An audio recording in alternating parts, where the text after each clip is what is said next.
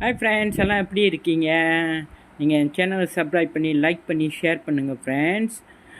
இன்றைக்கும் கூட அனுபவத்தில் அடிகள் தரும் நன்மைகள் பார்ப்போம். தினம் ஒரு நல்வார்த்தையில் அடி உதவுகிற மாதிரி அண்ணன் தம்பி உதவ மாட்டான் என்று நாம் சொல்லி வருகிறோம். அதற்கு இப்படி ஒரு புது அர்த்தம் கொடுத்து பார்த்தால் உபயோகமாக இருக்கும்.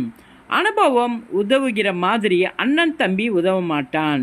அடி உதையால் எவரையும் திருத்த முடியாது. அடிப்பவனுக்கு பெருமை இல்லை.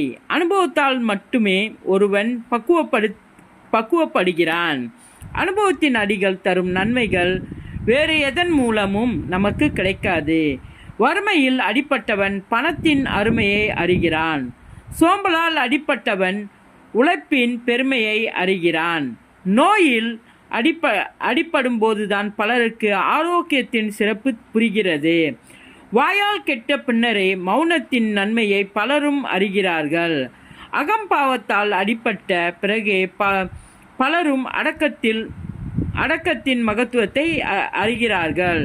கோபத்தால் அடிபட்ட பிறகு பலருக்கு அன்பின் ஆழம் தெரிகிறது. கண்டபடி செலவழித்து திண்டாடிய பிறகு சிக்கனத்தின் முக்கியத்துவம் புரிகிறது. கடன் கேட்டு அவமானப்படும் போதுதான் சேமிப்பின் அவசியம் தெரிகிறது.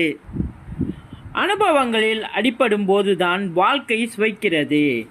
நாம் சந்திக்காமல் விட்ட குறையை மறைக்க நாம் கையாளும் தந்திரமாகவும் இருக்கலாம்.